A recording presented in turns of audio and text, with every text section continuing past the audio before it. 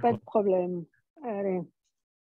Mesdames, Messieurs, bonsoir. On est très content de se retrouver avec le Chouv Benogros. Et Michael, comme chaque semaine, tu nous fais un éclairage sur la paracha, Parashat Mishpatim. Voilà, je te donne la main et tu veux nous parler, comme chaque semaine, de Rashi et également de la halacha pour cette paracha de Mishpatim.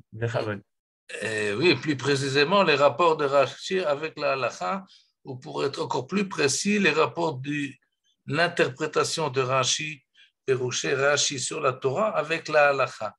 Et pour,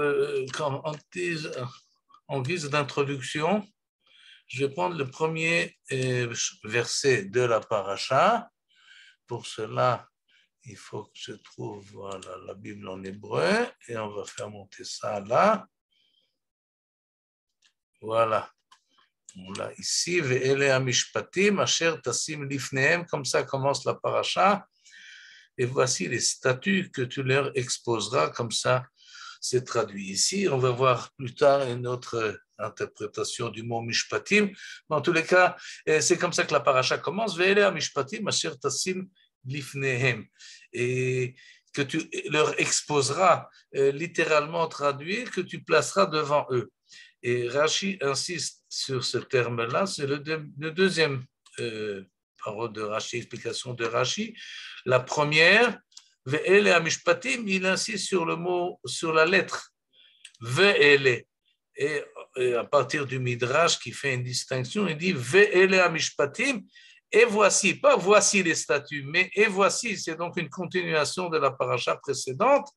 Et on a vu les Aseret Adibrot, et ce que nous allons voir maintenant, c'est une continuation, et d'après Rashi, ce n'est pas seulement une suite, mais de même que les 10 paroles, les 10 Aseret Adibrot ont été données au Har Sinaï, de la même manière, ainsi il est également pour tous les détails que nous verrons dans notre paracha, eux aussi ont été donnés au Har Sinaï. C'est une explication qui doit quand même être expliquée, mais laissons pour l'instant cela de côté et voyons le deuxième passage que nous dit Rashi.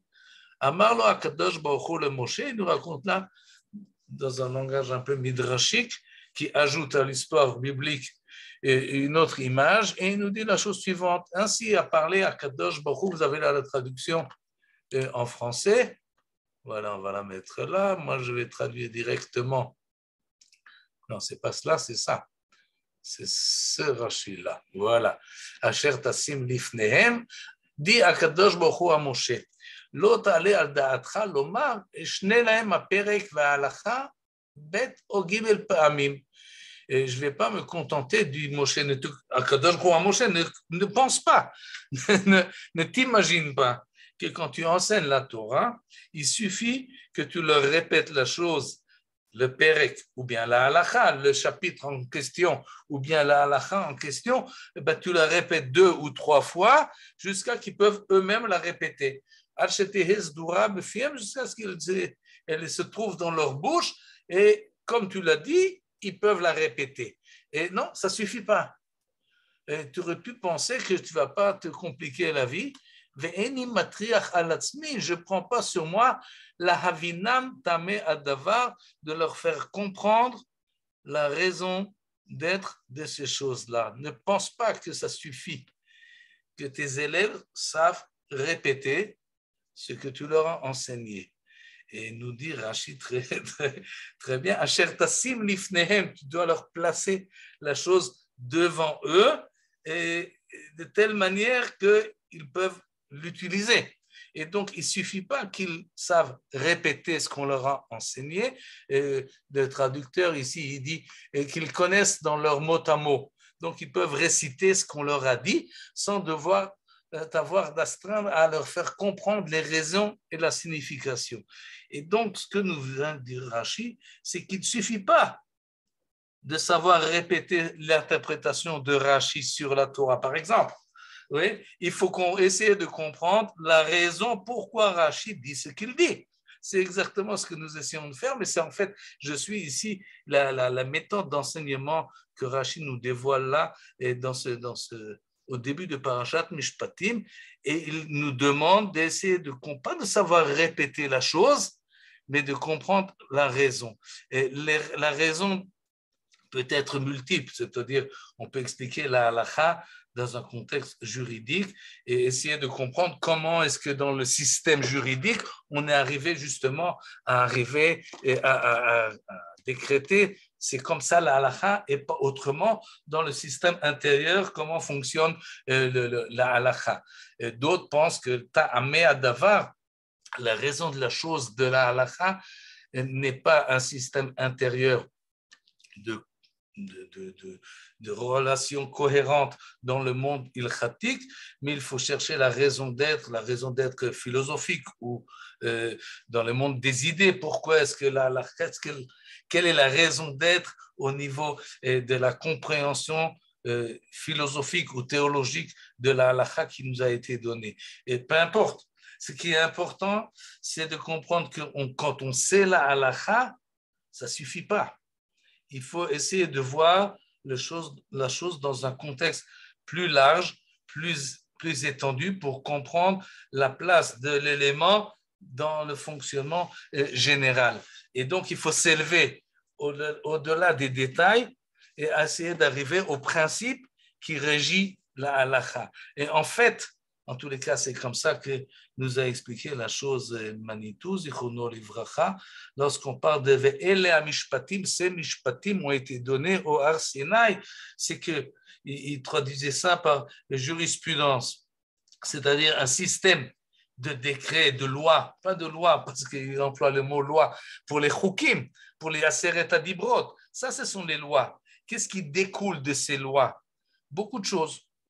Donc, par exemple, Kitikne Eved Ivri, ce n'est qu'un exemple. C'est-à-dire, à partir des principes de la loi, on arrive à beaucoup d'éléments, beaucoup d'expérimentation et toute une jurisprudence très large et qui d'ailleurs est infinie parce qu'elle dépend des changements, des conditions de vie. Les principes de base sont les mêmes. D'ailleurs, on va le voir. L'otignov, l'otirtzach, l'otane bereacha et shaker, tous ces éléments-là sont des grands principes. Comment est-ce qu'on les met en pratique? Ça dépend. Si tu achètes un esclave hébreu, eh bien voilà les conséquences du principe qu'on a reçu au Mont Sinaï. Et donc, tout ce qui va découler de ces grands principes, on peut dire qu'il découle également du Har Sinaï.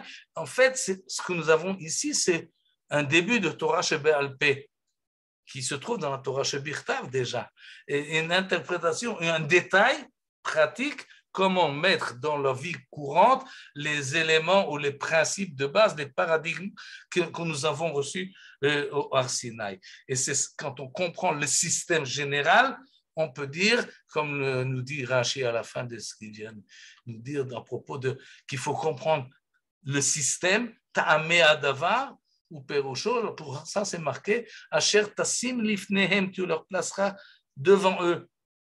Ils n'ont plus qu'à l'utiliser. Kashulchan ha'aruch ou muchan lechol lifnei ha'adam.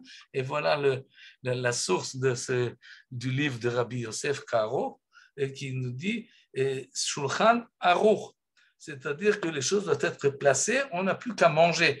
On n'oublie pas sur la table des éléments. Voilà une pomme, voilà une pomme de terre, voilà des carottes.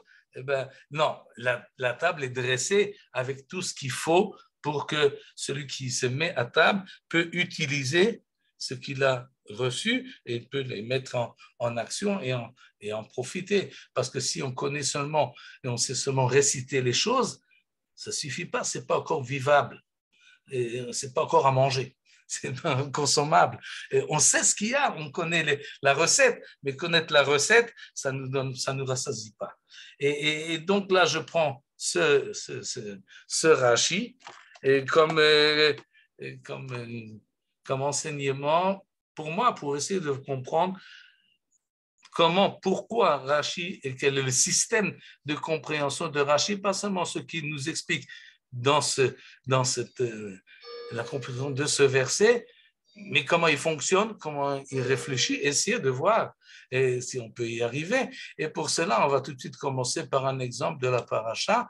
On va poser la question, et c'est non, on va rester sur le chapitre 21, on va seulement changer de verset et on va prendre le verset 24. Voilà le verset 24, ou plutôt le verset précédent. De quoi on parle ici? Il s'agit du cas où les gens se sont disputés. Et dans leur dispute, ils ont atteint une femme qui était enceinte et la pauvre, ils l'ont fait avorter. Et elle est restée vivante, ça va, mais son enfant est mis à bas et elle a dû avorter. Alors, Anosh et Anesh, etc. Et on ne va pas s'attarder sur ce verset, mais sur le suivant. Vim asoniye, c'est-à-dire il y a eu malheur, c'est-à-dire la mère a été frappée et elle-même est morte. Venatata nefesh tachat nafesh. Tu donneras, comme on traduit ici, il faudra faire payer corps pour corps. Disons que nefesh, c'est gouffre. D'après cette âme pour âme, on peut peut-être traduire. Et voilà ce que nous explique Rashi. Rabotenu cholkim badavar. Nos maîtres ne sont pas d'accord, ils se disputent à propos de la compréhension de la chose. Yesh omrim nefesh mamash. Il y en a qui disent qu'effectivement, concrètement, il faut prendre la vie de celui qui a pris la vie. De là, il s'agit nefesh tachat nefesh. Tu as pris une vie, et ben on le prend, la tienne, en remplaçant l'autre. Veyesh omrim, ou en compensation, ou en punition, comme vous voulez. Mais en tous les cas, il s'agit de nefesh mamash. Veyesh omrim mamon, c'est-à-dire non pas qu'on prend la vie de celui qui a mis autrui à mort, mais on a tué quelqu'un d'autre, mais on lui demande de l'argent en compensation. Avalon nefesh mamash, mais pas vraiment son âme. Pourquoi? Parce qu'il arrive des fois que il n'avait pas l'intention de la tuer. Même s'il pensait tuer quelqu'un d'autre, il voulait frapper l'autre, celui avec lequel il avait un litige, mais pas la femme qui s'est mise là entre les deux. Et donc, Amit Kaven, la rogue, pas tout. Mimita. Et on ne va pas le tuer parce que ce n'était pas un meurtre prémédité véritablement. Et ce qui m'intéresse ici, alors finalement, qu'est-ce qu'on fait avec ce verset? On met à mort, on ne fait pas à mort. Qu'est-ce que nous dit Rashi? Eh bien, Rashi ne dit pas qu'est-ce qu'il faut faire. Rabotenu cholkim badavar. Il nous amène deux possibilités. Il y a un désaccord à ce sujet. Alors, pourquoi Rashi ne tranche pas? Quoi, il n'y a pas de halakha à propos de celui qui tue. On ne sait pas comment faire. Le Beit Din ne peut pas savoir comment on fait, de quoi il s'agit. C'est que il faut savoir que Rashi, dans son interprétation des versets, n'a pas l'intention de nous donner la halakha. Ce n'est pas son rôle, ce n'est pas son but. On l'a déjà vu dans un autre contexte. On a vu les Géonim qui, eux, profitent des textes de la Torah pour nous enseigner la halakha et pour nous enseigner également les idées de la Torah. Rashi, son but essentiel et presque unique, c'est de nous expliquer le sens du verset. Qu'est-ce que le verset dit? La halakha, c'est autre chose. La halakha, c'est comment on va vivre ce verset. Pour ça, il faudra aller voir les chachamim et eux, ils vont nous dire, parce que depuis que la Torah a été donnée et même a été détaillée dans Parashat Mishpatim, eh bien, l'eau a continué à rouler dans le Jourdain et donc il faut aller aujourd'hui chez le Rav pour savoir quelle est la halakha. Mais moi, je veux comprendre le verset, nous dit Rashi. Pas qu'est-ce que je fais dans la vie courante, mais qu'est-ce que le verset vient me dire. Et donc, Rashi va nous rapporter des chachamim, des vrais chachamim, parce que son système d'interprétation, comme on l'a déjà vu à propos des textes narratifs de la Torah, ou même avec le texte de Shirat Hayam dans la poésie. De même, il est la même chose à propos des textes qui sont ilchatiques, des mitzvot comme nous avons dans notre paracha, Rashi se base essentiellement pas sur sa propre compréhension, mais il va fouiner dans les textes anciens, dans le Talmud, dans les Midrashim, dans le Targum Onkelos, pour comprendre de quoi il s'agit, quel est le sens du verset. Or, cette expression, Venatata nefesh tachat nafesh, a deux explications. Alors, il nous amène les deux. On peut comprendre le verset, tu prendras l'âme en compensation, plutôt à la. Je ne sais pas comment expliquer ici le mot tachat. On peut le comprendre par la suite. Quand on voit aïn tachat aïn, shen tachat shen.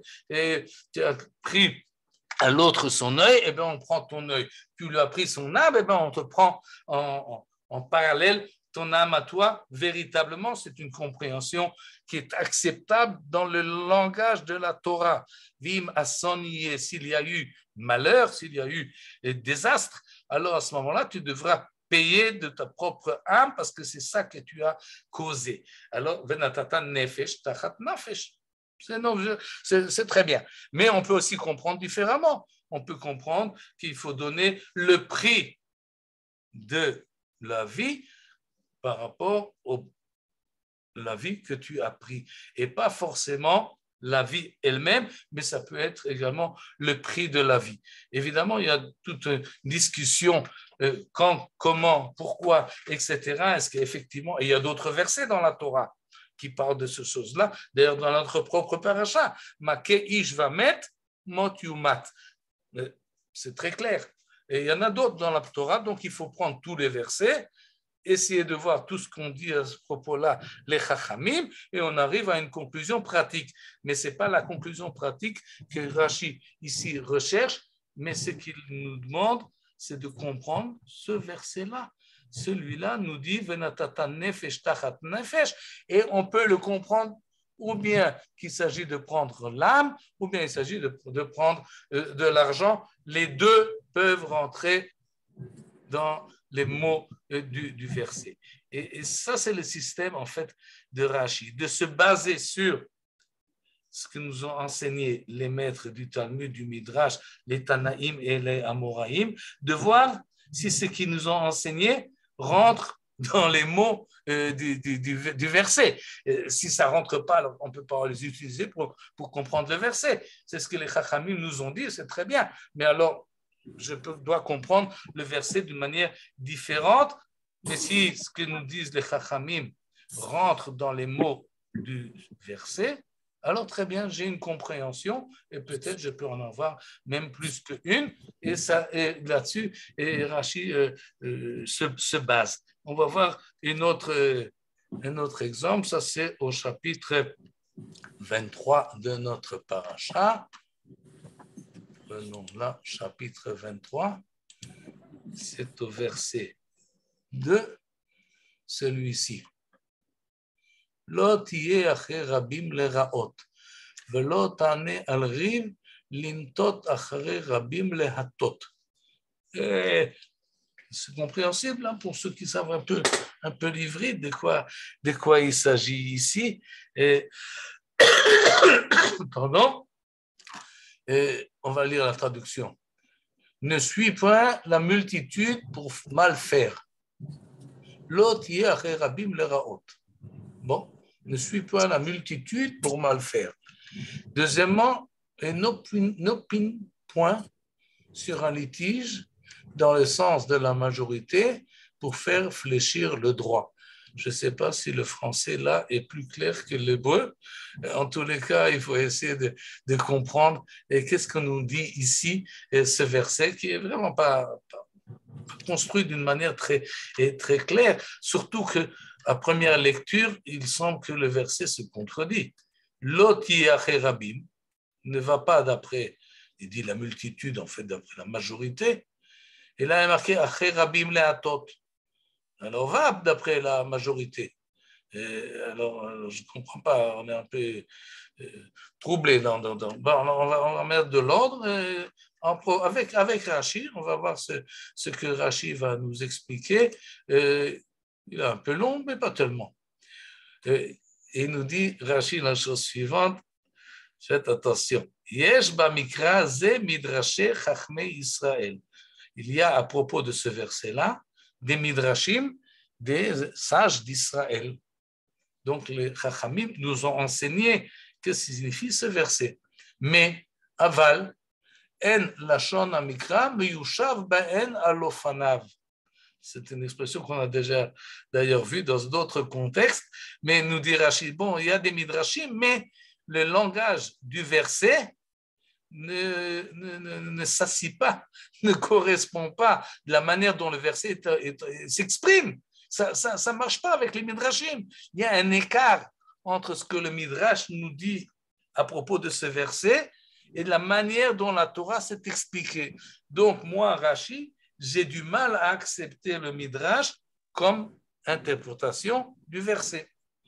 Et donc, il faudra que j'explique d'une manière différente. C'est d'ailleurs ce qu'il va nous dire.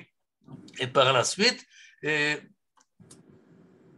où c'est que là, ça a été coupé en plusieurs morceaux. Et non, on n'est même pas fini. Oh là là, pourquoi c'est... Il y a une suite. Qu'est-ce qui se passe là? On va voir. Je m'excuse. Non, il doit y avoir une suite. Non, bon, on va voir. Bon, on va compter.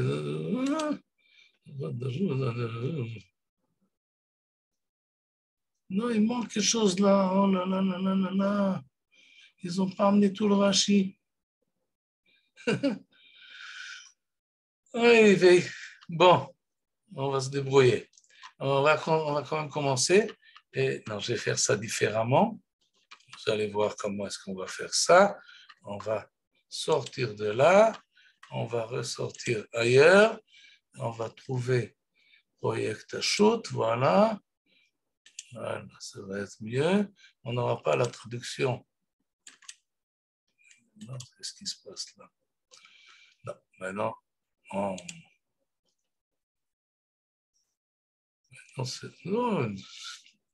qu'est-ce qui se passe? Vous m'entendez encore? On t'entend. Oui. Vous avez disparu. Oh. Vous entends très bien. Oui, mais je vais faire monter quelque chose qui est coincé là maintenant. Oh non. Là, on ne te voit plus, mais on t'entend. Oui, c'est quelque chose qui ne marche pas dans le... Ça tourne. Et qu'est-ce que vous avez devant les yeux? Vous avez le texte du Rashi? Non, on a le bureau de Johan, le bureau virtuel de Johan. Ah. Non, c'est pas ça qu'il faut. Voilà, je suis en vrai, je ne suis pas virtuel. Salut. Johan, tu es là? C'était pour que tu reviennes. Oui, je suis là. Non, on te voit dans le noir, mais on peut, je sais pas. Non, c'est coincé, le marcheur ne réagit plus.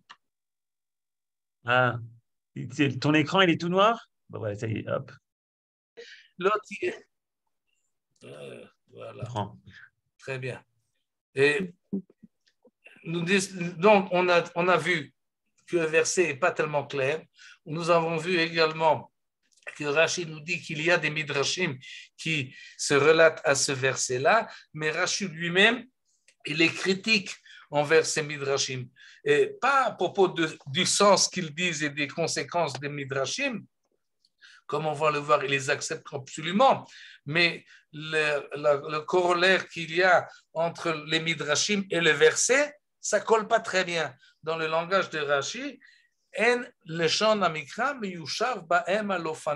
la manière dont le verset s'exprime ne s'associe pas, n'est pas applicable avec les midrashim. Il n'empêche qu'il nous ramène les midrashim et nous ramène Mikan Darashu et nous donne les midrashim qui ont été enseignés à propos de ce verset-là, et il nous dit la chose suivante: En matin le chova be'achad dayan echad, sauf amikra darshu. Donc il commence par la fin du verset. on ne va pas. Lintot acher rabim lehatot. Lotane al riv lintot acher rabim. C'est-à-dire, ne veut pas, on va dire peut-être la traduction, une majorité d'une seule voix ne permet pas de condamner un accusé. Ce n'est pas une traduction mot à mot, mais c'est dans le sens de manière générale, oui. C'est-à-dire, l'otane al-riv lintot achare rabim. Quand tu as un litige, quand il y a un accusé, et tu dois répondre, tu dois dire ton avis, eh bien, tu ne tranches pas à propos de ce litige avec ce qu'on dit le rabbin, c'est-à-dire la majorité. Et ça, c'est aberrant. Mais c'est ce que nous dit En matin le chova be'achad dayan echad. C'est-à-dire, il faut préciser, il y a la majorité qui condamne l'accusé. Il s'agit, disons, de Sanhedrin Gedola, et que ce qu'il faut faire, c'est, en fait, d'après la majorité des juges, il faut mettre à mort celui qui a été condamné. Mais lorsqu'on compte combien de juges il y a pour l'accusation et combien d'autres sont pour le libérer, eh bien, il y en a seulement un en plus. Il y en a un. Donc, il y a rov, il y a ce qu'on appelle majorité, mais c'est une majorité très limitée, et il n'y en a qu'un en plus. Et disons qu'il y a 23 juges, alors sur les 23, il y en a 11 qui sont pour comment on appelle ça? La mise à mort? Non, pour le mettre à mort, il y en a 12 qui sont 12, oui. accusés, et il y en a 11 qui sont, comment on dit en français? Pour le libérer. Pour l'acquitter, voilà, pour l'acquitter. 11 qui acquittent et 12 qui le condamnent. Alors, qu'est-ce qu'on fait? Eh bien, d'après le Midrash, on ne fait rien. On ne peut pas le condamner. Il n'y en a qu'un en trop, en plus. Dayan Echad, et ça, ils ont appris du verset, du Sof Amikra, de la fin du verset, Lotane al-Riv, lintot acher rabim. On ne va pas d'après la majorité tout le temps, si la majorité est trop juste. Mais s'il y en a, et il y a une majorité de 2 de plus, disons qu'ils ont 23, et donc il y en a, en fait, il y en a 10 contre 13. Ou même, disons qu'un s'abstient, il y en a 12 contre 10 et un qui s'abstient. À ce moment-là, on a 2 en plus, on peut donc condamner. Un ne suffit pas. Et d'après ce midrash-là, le verset nous parle de dîner nefashot, c'est-à-dire il ne s'agit pas d'un litige au niveau de l'argent, mais au niveau des personnes. Et dîner nefashot, on doit juger des gens et il y a un risque de mettre à mort, et de cela parle le verset. Alors on comprend très bien que, en fait, dans le verset, quand on l'a lu, on ne nous parle pas véritablement de la peine capitale, où c'est pas mentionné. Mais le Midrash, oui, parle de cela. Ensuite, il nous dit Ve'emtsa mikra darshu, et au milieu du verset, donc on a Lotier rabim leraot. Si tu veux condamner, tu ne vas pas d'après l'opinion de la majorité, parce qu'il n'y en a qu'une majorité relative et pas absolue, il n'y en a qu'un en plus, et disons que ce un-là se rétracte, alors il y a tout d'un coup, la majorité passe de l'autre côté. Non, l'autre y est aché rabim le raot, c'est-à-dire pour condamner. Très bien. Et à la fin du verset, il y a marqué acharé rabim le hatot. Ben oui, des fois tu vas d'après la majorité lorsqu'il y en a 2 de plus. Donc le début du verset, on l'a compris. La fin du verset, on l'a compris. Qu'est-ce qu'on fait du milieu? Velotane al-riv. Voilà ce que nous dit Rashi. Ve'emtsa hamidrash, ve'emtsa mikra darshu, velotane al-riv. Non, c'est mal écrit ça. C'est pas riv, c'est rav. Velotane al-rav. Et voilà comment est-ce qu'il traduit ici. Et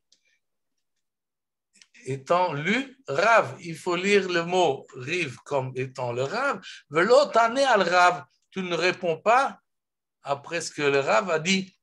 Qu'est-ce que ça signifie dans ce contexte-là?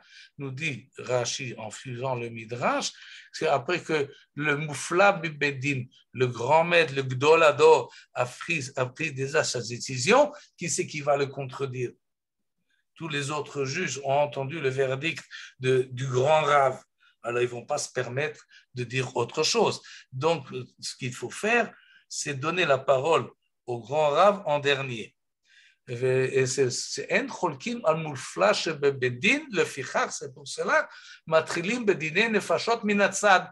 on commence à demander qu'est-ce que tu penses. Les Ktanim, on demande d'abord à ceux qui sont au bout du banc, et eux d'abord ils doivent répondre, et petit à petit on va du plus petit au plus élevé, et de telle manière que chacun donne sa propre opinion et il n'est pas influencé par ceux qui l'ont devancé. Et le fil d'Ivrei Rabotenu, car Pitaron Amikra, et selon ces midrashim-là, c'est comme ça qu'il faut comprendre le verset. Maintenant, Rashi remet le langage du midrash dans le verset pour voir si ça convient.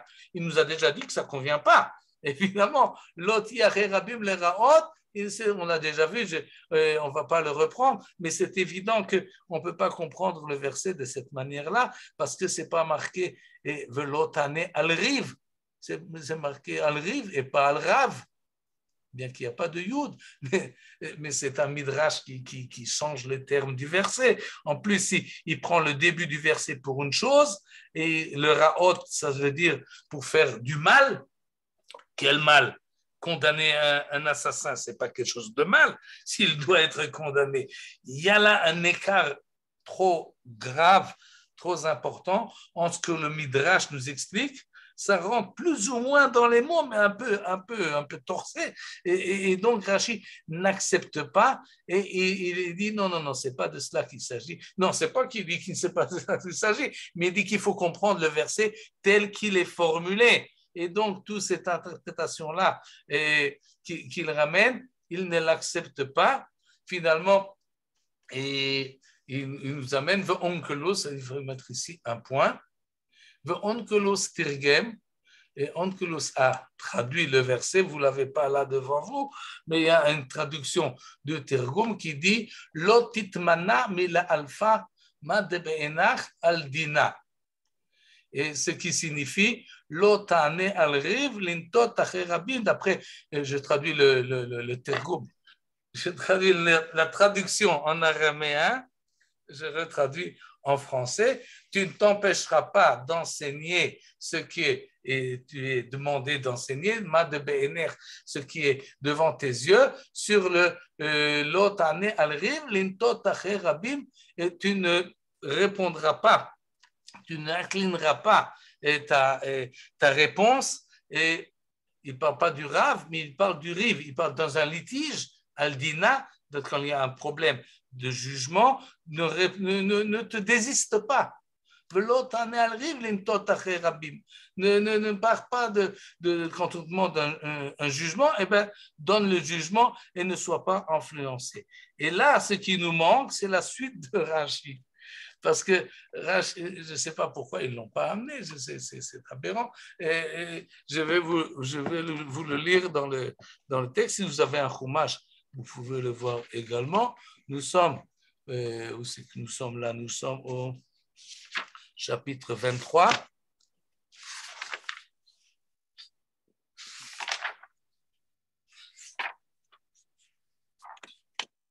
Et nous sommes au verset 2.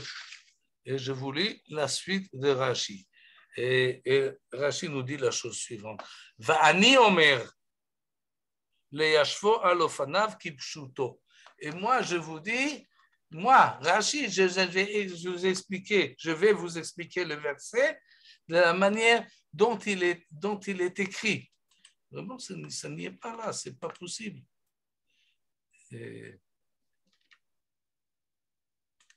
Quand même.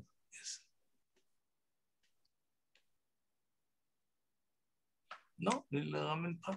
Bon. Va'ani omer le yashvo alofanav kipshuto. Et moi, Je dis qu'il faut expliquer le verset de la manière dont il est écrit selon le pshat du verset. Avant de voir l'explication de Rashi, il faut bien comprendre sa démarche. C'est-à-dire, il y a les chachamim, ils nous ont donné des midrashim. À propos de ces midrashim, on fixe la halakha, mais ce n'est pas le pshat du verset. Parce qu'ils ont raison, les chachamim, lorsqu'ils nous disent qu'il ne faut pas mettre à mort quelqu'un qui est accusé, mais qu'il y a seulement une majorité relative et pas une majorité vraiment stable. Non, il a raison, on ne met pas à mort tellement rapidement quelqu'un. D'autre part, si vraiment il y a 2 personnes qui sont en plus, on met à mort. C'est acceptable, c'est-à-dire dans le contexte de la Torah, oui, il y a la peine capitale, mais il faut faire attention et pas se dépêcher trop rapidement à mettre à mort. Il faut vérifier si la majorité est vraiment une majorité importante. Troisièmement, on apprend dans ce verset-là qu'il faut demander l'avis en dernier à celui qui est le plus important et il y a plus d'autorité dans le Beidin parce qu'il risque d'influencer les autres. Tous ces halachot-là sont acceptables et sont justes et c'est comme ça qu'il faut appliquer la Torah. Mais ce n'est pas ce que la Torah nous dit dans ce verset-là. C'est ce que nous dit Rashi. Et donc, il nous enseigne qu'il y a un écart dans la manière où la Torah est formulée et dans la manière dont la Torah est pratiquée. Et Rashi rentre entre les deux et finalement, il nous ajoute, et je ne comprends pas pourquoi dans le texte, cette édition-là, il n'est pas ramené, mais en tout cas, Vani Omer le Yashvo alofanav kipshuto, et voilà comment il faut interpréter ce verset. Il ne le coupe pas en 3 comme l'ont fait les Midrashim, mais en 2 comme font les Tamé à Mikra, et il nous dit comme ça. L'autre rabim leraot, je ne vais pas le lire, je vais vous dire exactement ce qu'il dit. Il nous dit la chose suivante, que en fait, il ne s'agit pas forcément d'une peine capitale. Il s'agit de tout litige, de toute instance où il faut prendre décision. Quand tu prends une décision, eh ben, ne sois pas influencé par la majorité qui veut faire le mal. C'est très proche du pshat du verset, c'est-à-dire si tu vois que la majorité va prendre une décision qu'il ne te plaît pas, que tu penses que c'est mauvais, eh ben ne dis pas bon ben c'est la majorité, alors je vais faire ce qu'ils veulent faire comme eux. Non, l'autre rabim leraot. Deuxièmement, l'autre al riv. Lorsque tu es juge, est-ce que tu dois prendre décision? Eh ben, on connaît le système très souvent. On regarde à droite, on regarde à gauche. Qu'est-ce qu'ils disent tous? Comment on va faire? Eh ben, ils vont tous dans un sens. Moi, je suis en minorité. Si je suis en minorité, je suis mal foutu, disons. J'ai pas de chance. De toute façon, ils ne vont pas m'écouter. La grande majorité est contre moi. Alors, quand je vais élever ma main, je vais élever ma main en fonction de ce qui est beaucoup plus pratique, de me mettre avec la majorité. De toute façon, c'est eux qui décident. Et nous dit la Torah, non. L'otane al-riv. Lorsqu'on te demande ton avis à propos de quelque chose, d'une dispute, alors ne réponds pas l'intot achare rabim.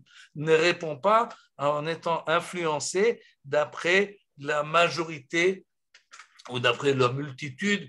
Tout le monde pense comme ça, parce que si tu fais comme ça, les hatot, tu vas faire influencer, tu fais pencher la vérité du mauvais côté. Tu ne dis pas ce que tu penses véritablement. La conclusion de Rashi, et la amor et amishpat kasher hu, dit la justice, dit tranche comme tu penses que ça doit être, le kolar yet taloui betzavar arabim, et la responsabilité sera autour du cou de la majorité. Autrement dit, ce que nous dit Rashi dans le pshat du verset, tu dois être fidèle à toi-même. Tu dois avoir ton avis à toi. Et quand on demande ton avis, tu demandes ton avis tel que tu penses qu'il est vrai et tu n'influences pas ta vérité en fonction du rating qu'il y a autour.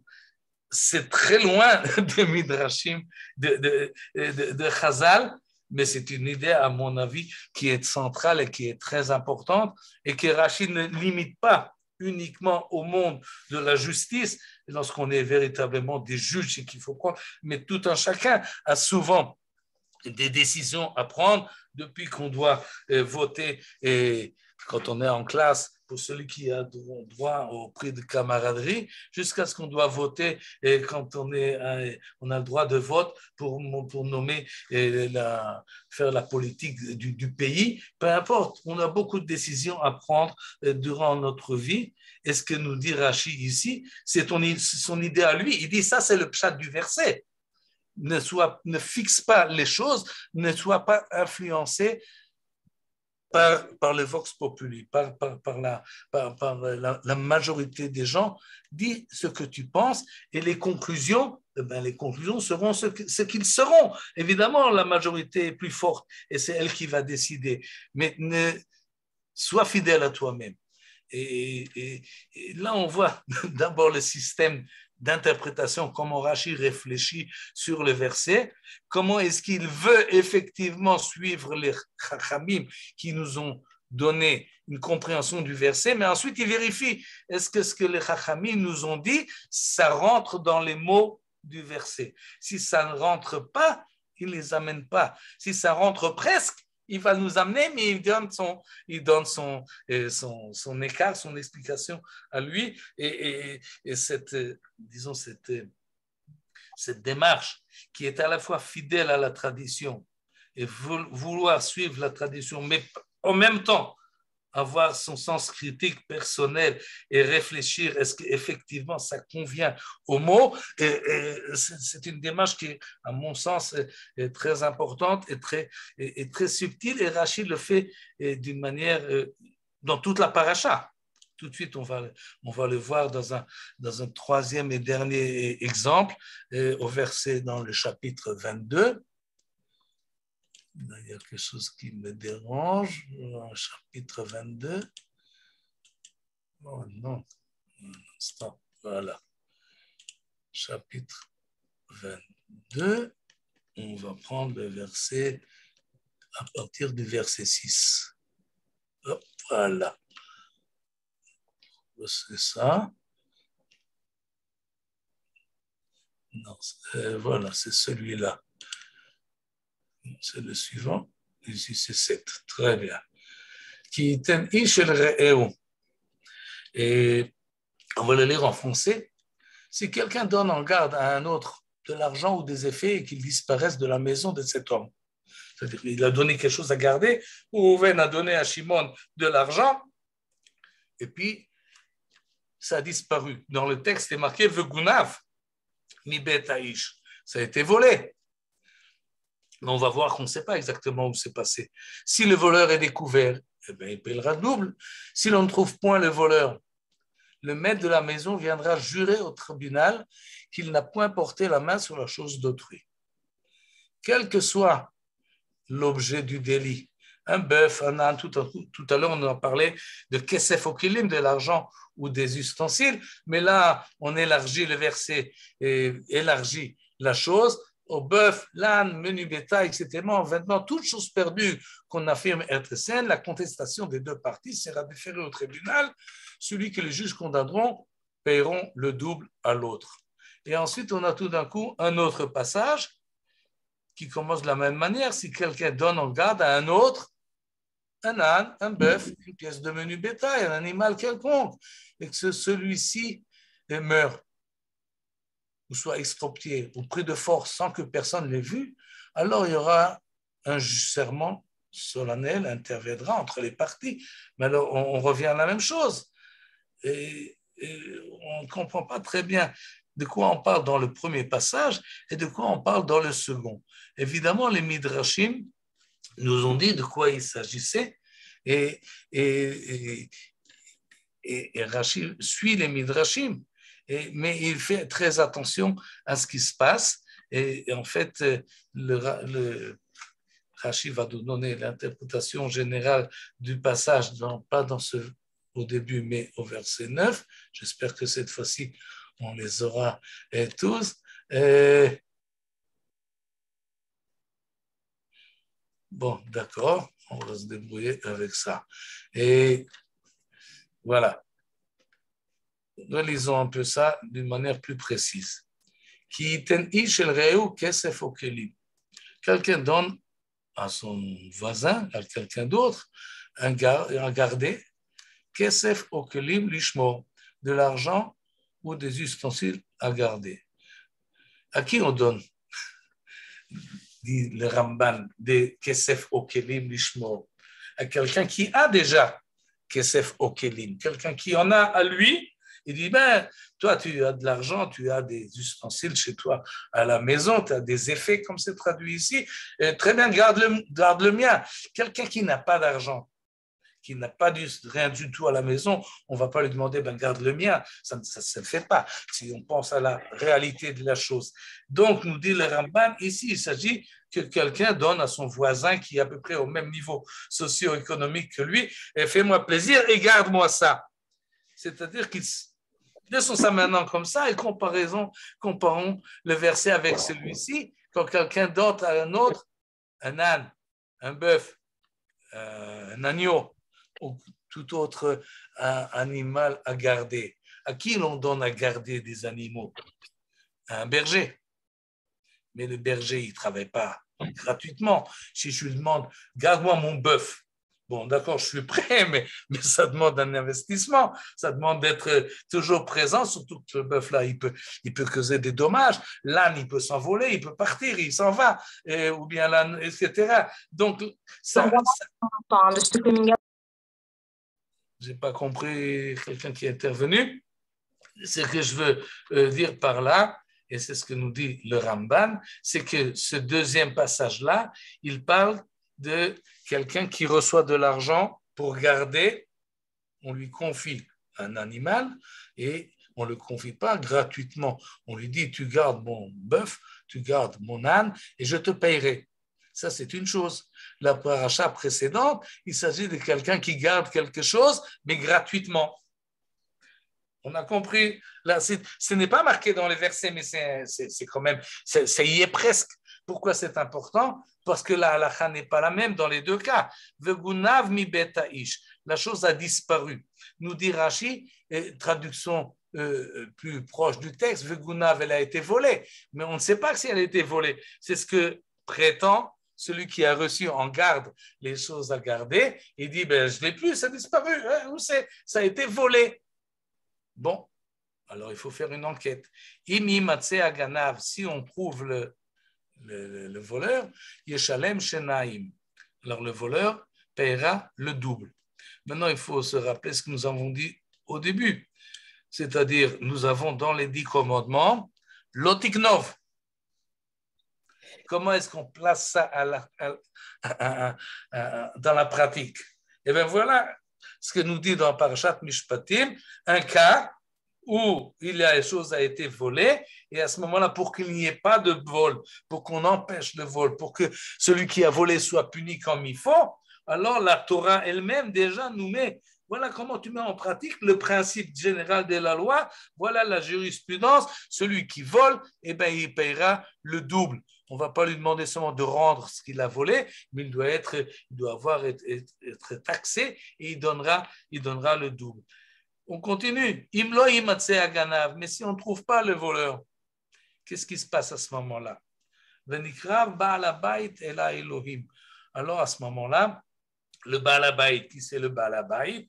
Le Baal Habayit, c'est celui à qui on a demandé de garder. C'était lui qui a gardé la chose chez lui à la maison. Et où est-ce qu'il va? Eh bien, il va Ela Elohim, dans ce contexte-là. Elohim, c'est-à-dire chez les juges. Comment est-ce qu'il faut traduire cela? Eh bien, le traducteur en français, il nous traduit de la manière suivante. Il viendra jurer au tribunal qu'est-ce qu'il va jurer? Qu'il n'a point porté la main sur la chose d'autrui. Ce n'est pas lui qui a volé. Mais ce n'est pas ce que le texte nous dit. Nikrav Baal Habayit Ela Elohim. Vous avez marqué ici qu'il doit jurer. Ce n'est pas marqué. Non, ce n'est pas marqué. Ce n'est pas le pshat du verset. Et ce que nous dit le verset, c'est que si on ne trouve pas le voleur, alors celui qui a déposé le dépôt, il demande où est mon argent, et lui, l'autre, il lui dit mais je ne l'ai pas. Et alors à ce moment-là, il faut arriver chez le juge, à moins que à moins que celui qui a avait la garde de la chose a porté la main sur la chose d'autrui, c'est-à-dire il l'a utilisé, il en a fait main basse. À ce moment-là, il n'y a pas besoin d'aller chez le juge, il faut voir qu'est-ce qu'on fait. Il faut faire une enquête. Mais en fait, ce hymne-là qui est traduit ici par un texte qu'il faut prononcer, il doit jurer qu'il n'a pas volé. Bon, d'accord. Tout de suite, on va voir ce que Rachid va nous dire. Al-Kol Dvar Pesha, quel que soit l'objet du délit, quel délit il y a eu ici? Il semble que ça s'agit du vol. Le vol, c'est le délit. Et s'il y a un délit, un vol d'argent ou d'effets, ou bien un vol de bœuf, d'âne, shor, chamor, c'est al-salma, al-kol aveda. C'est quelque chose qui a disparu. Asher Yomar ki houze. Ça, on a du mal à comprendre. Et Asher Yomar ki houze. Il y en a un qui dit, voilà, c'est ça. Ad Elohim yavo devar shelnehem. Jusqu'au tribunal, les choses vont être amenées. Et celui que le tribunal va condamner, Yeshalem Shnaim le Re'eu, devra payer le double à l'autre. Et ce texte-là n'est pas assez précis, et les Midrashim, évidemment, essayent de comprendre l'essentiel de la chose, et Rashi suit en partie le Midrash, mais pas forcément la halakha. Et on va essayer de voir, on a encore un peu de temps, je ne sais pas, plus beaucoup en tous les cas. Mais regardez par exemple, Al-Kol Dvar Pesha, d'après le Pshat, il s'agit ici d'un litige, d'un délit, et on a pensé qu'il s'agit d'un vol, comme ça explique beaucoup de commentateurs, mais Rashi, qui préfère suivre le Midrash, nous raconte une autre histoire. Et il nous dit, Al-Kol Dvar Pesha, Sheimatse Shakran Bishvuato. C'est-à-dire que, non, c'est pas ce Rashi-là, où il sera convaincu d'un serment mensonger. C'est-à-dire, en fait, de quoi il s'agit ici, d'après Rashi? Il s'agit effectivement, et on a du mal à suivre ce. Voilà, on va prendre là. Venikrav Baal Habayit Ela Elohim, c'est-à-dire, le maître de la maison doit, d'après le Pshat, doit arriver chez les juges. D'après Rashi, Ela Dayanim, la doun imze, ils doivent arriver chez le juge, velishavalo, et il doit le jurer, shelo shalach yado beshelo. C'est un serment qu'il doit faire. Comment est-ce que Rashi est arrivé à l'idée de serment? À partir du Midrash. C'est pas lui qui a inventé cela, c'est le Midrash qui interprète le verset et qui nous dit la chose suivante. Le mot im peut être compris de deux manières différentes. Ou bien si, ou bien qu'effectivement, il y a un langage de serment qui doit être prononcé ici. Et les deux sont possibles dans le contexte dans lequel nous y sommes. Mais le Midrash a préféré de nous expliquer le verset en parlant d'un serment qu'il faut faire. Pourquoi est-ce que le Midrash parle de cela? À cause du verset 11 que nous avons ici. Shvuat Hashem, un serment solennel, et là c'est explicite. Tiye ben shenehem, entre les deux, im lo shalach yado b'melechet re'eu. Et comme dans le contexte, c'est pas très loin, on parle effectivement d'un serment, alors quand on a un problème de compréhension dans 2 vers 3 versets avant, on peut se baser sur la suite et expliquer qu'effectivement, ici, il s'agit d'un serment. Et s'il s'agit d'un serment qu'on a dû jurer, que celui qui prétend que la chose a été volée, il est prêt à jurer, mais il s'avère que son serment était faux, ça c'est le péché, ça c'est le délit. Quel que soit l'objet du délit, il ne s'agit pas, d'après Rashi. Rashi nous dit que finalement, il dit, c'est pas moi qui ai volé, je le jure. Mais il y a des témoins qui le disent, mais on t'a vu prendre la chose. À ce moment-là, qu'est-ce qu'on fait? Ça, c'est le délit. Ça, c'est alcool devar pécha. Toute chose qui a été prononcée par délit, alors oui, al-shor, al-chamor, al-salma, toute chose qui c'est lui qui devra payer. Yavo devar shneem Elohim, après enquête, et que les juges vont décider qu'il a juré par mensonge, alors c'est lui qui devra payer Shnaim le. J'espère que je ne vous ai pas trop embrouillé dans la chose. Ce que je voulais montrer dans cet exemple-là, qui est un peu compliqué, je n'ai pas beaucoup de temps pour voir les autres éléments de la même phrase que Rashi interprète. Et pourquoi? C'est ce que je voulais montrer par là. C'est que d'abord, on a un exemple comment les 10 commandements sont mis en pratique. Il y a marqué dans les 10 commandements l'otignov. Il y a marqué dans les 10 commandements l'otane bereacha et shaker. Tu ne feras pas de faux serments et tu ne diras pas de faux témoignages. Comment est-ce qu'on place les choses en pratique? Ça, c'est très joli, comme on peut le mettre au-dessus du Aaron à Kodesh, et tout le monde le voit. Mais dans la vie courante, comment ça se passe? Eh bien, Parashat Mishpatim vient mettre dans la vie courante ces éléments-là, dans le cas d'un dépôt, ou dans le cas de quelqu'un qui a loué quelque chose, ou bien qui est dans le cas d'un berger qui a pris sur lui la responsabilité de garder. Ça, c'est le rôle de la halakha, de donner l'interprétation pratique des éléments, des principes de la Torah, et ça va aller en se détaillant de plus en plus. Ça, c'est la première chose que je voulais montrer dans cet exemple-là. La deuxième, c'est que Rashi, malgré ce qu'il nous a dit et précédemment à propos de Lot Yeach Rabim le Raot, il veut nous montrer que finalement, il faut avoir l'oreille est attentive, pas seulement au langage du verset, mais ce que la tradition nous dit, essayer de voir si on peut comprendre le verset en fonction de ce que nous ont dit les Chachamim dans le Midrash, et si on arrive à le rentrer dans la manière dont la Torah s'exprime, eh ben c'est cette interprétation-là que nous allons conserver. De cette manière-là, celui qui apprend la Torah avec l'explication de Rashi, il comprend le verset selon l'interprétation traditionnelle. Et pour lui, ça va presque en même temps. Et il comprend le texte de la manière dont les Chachamim de la Mishnah et de la Gemara ont interprété ce Rashi, ont interprété le verset. Presque toujours. Et presque automatiquement, on lit le verset où on a déjà dans la tête ce que nous ont dit les Chachamim.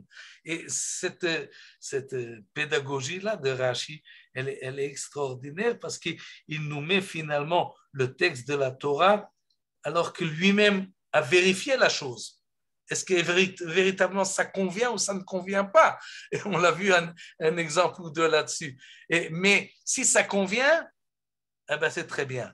Et alors, il faut comprendre le texte de la Torah Shebirtav comme si la Torah Shebe'al Peh se trouve dedans et calquée dedans, appartient dedans et finalement a été donné au Mont Sinaï avec le grand principe de l'otignov et de l'otirtzach et de l'otane bereacha et de shaker. Et cette chose-là, on le constate presque tous les jours, que quand quelqu'un vous dit un verset, il l'interprète automatiquement comme Rashi l'interprète. Mais c'est pas Rashi, c'est le Midrash. Il ne le sait même pas. Et de cette manière-là, une tradition vitale qui passe depuis Matan Torah, en passant par les Chachamim de la Mishnah, de la Gemara, s'est conservé dans toutes les générations jusqu'à aujourd'hui, et on lit le verset selon l'interprétation traditionnaliste, mais ne pas oublier ce que nous a dit Rashi et au début de la paracha et à propos de l'Otiyah et Rabim Leraot, qu'il faut toujours vérifier est-ce qu'effectivement ce que nous dit est véridique. Est-ce qu'effectivement ce que tout le monde dit, c'est comme ça que je le pense. Et c'est comme ça que je crois aussi. Et cette vérification continue-là, je pense, en tous les cas, je suis convaincu que c'est ce que Rashi finalement veut nous inculquer, veut nous apprendre, veut nous dire quand tu étudies la Torah, mets en action ton système de pensée, écoute ce que disent la tradition, écoute ce que disent les Chachamim et vérifie si ça convient ou si ça ne convient pas. Et prends ta responsabilité sur ce que tu fais et sur tes décisions. Et finalement, s'ils se sont trompés, eh ben, tu ne les suis pas automatiquement, tu dis ton avis à toi.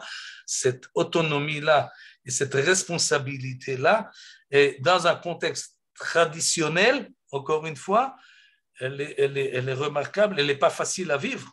Elle demande toujours vérification et elle demande toujours de prendre soi-même ses propres responsabilités sur ses propres décisions. On ne peut jamais dire c'est comme ça qu'on m'a dit, c'est comme ça que tout le monde fait. Adkan. Et je m'excuse pour le problème de la... C'est bien, Michael.